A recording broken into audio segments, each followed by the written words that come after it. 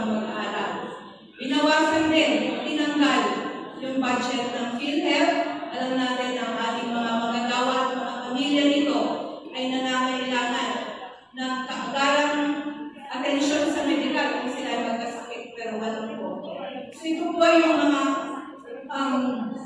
representatibo ngayon sa ating Kongreso at Senado na sana naman kung gusto natin makita ang isang Pilipinas na hindi na hirap yung mga mamamayan ang malawakang hindi pagkakapantay-pantay sa ating lipunan ay matanggal. Sana naman matanggal natin itong mga representante ng mga dinastiya at oligarkiya sa Kongreso at Senado. Kaya itong May 2025 ay pagkakataon natin. Pagkakataon ng mga mamamayan natin na ipaninig. Ipakita na may lakas tayo, mayroon tayong lakas upang baguhin ang sistema, tumikitin sa ating mga karapatan.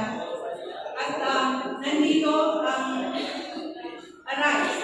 Nandito ang ating mga nominado, nandiyan si Rinrene Ofreneo bilang isang first nominee na magsisikap upang ipaalam itong plataforma, itong layunin